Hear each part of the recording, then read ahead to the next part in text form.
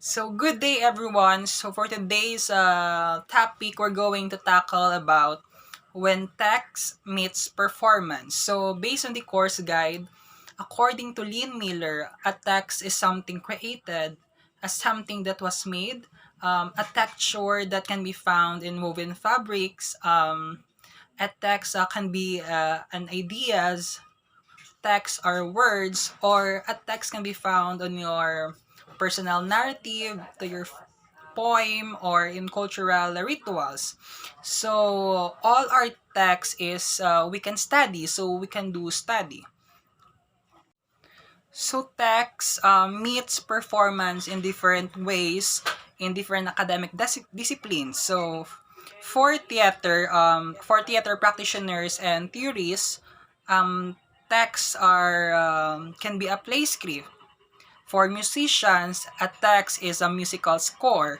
For literary critics, texts are poems, short stories, movies, and novels and essays. So, for software designer, a text is a string to a binary code composed in a computer language, and for an architect, a text can be a blueprint. So based from the course guide, so there are two types of text that we can use from our performance. So the first one is the pretext and the second one is the post-text. So to have a quick definitions about these texts, so I would inline my definition based on my own understanding. So when we say pretext, so from text to performance. So for a specific example, so here in Iloilo City, we have our own celebration called the Dinagyang Festival. So we all know that this festival is a cultural dance wherein most of the dances are expected to be inspired by our history, such as our cultural traditions, our practices, our beliefs, and also our legendary stories here in the city. So therefore, the dance choreographer must need to rely first from script or from stories about the histories of Iloilo City in order to come up a choreography and from to performance. So on the other hand, when we say post-text is actually opposite from the pre-text because post-text is from performance to text. So there are some the dance choreographer relied first from the performance before creating a text. So a da- for example, a dancer wanted to create a cultural dance or a cultural performance, but he can't able to create a new movement or a choreography without relying to performance first. So we must need to watch videos from the social medias about cultural dances, and after watching those cultural dances or performances in social media, he tend to take note those ideas by writing those movements from in his note. Lastly, I would like to tackle about improvisation in dance.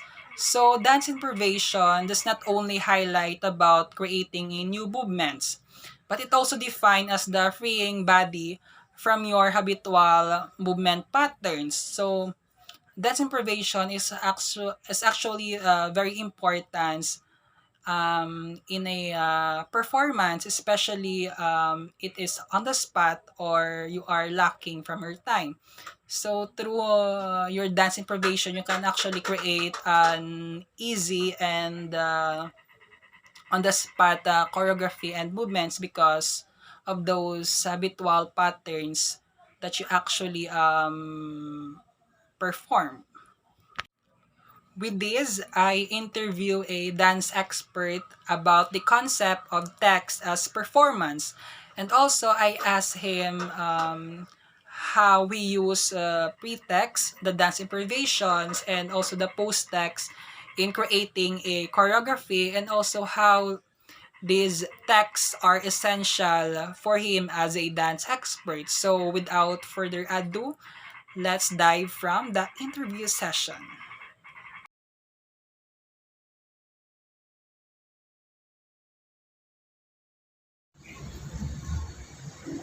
So, pretext, text to performance. So, for me, as a dancer and performer, and also nga sa ato kasi dinagyang, ang ako nga pag ako nga pag-isindi din sa halin sa script namon or sa amon nga concept pakadto sa amon nga performance. So, for example, ang una makadto kami sa amon nga concept, kung ano ang story. Then, ang ikaduha, makadto kami sa amon nga performance is which is ang formation, steps, and kung paano naman i-execute ang tanan-tanan.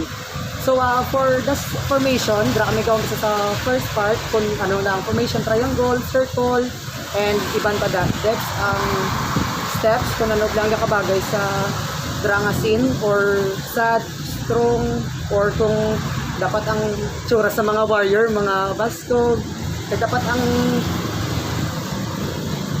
among nga tsura dito sa warrior, di na pa niya dugagan na naman. Ang nagdagasulod ang pretext as a script, do iya at theater. Then,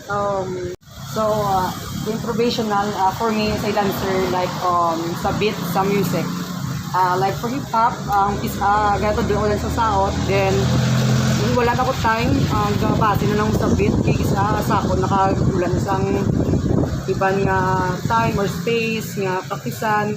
Siyempre ka focus na lang ko sa beat, naman ang dasiganay na lang ang pagtudlo ko sa mga saot.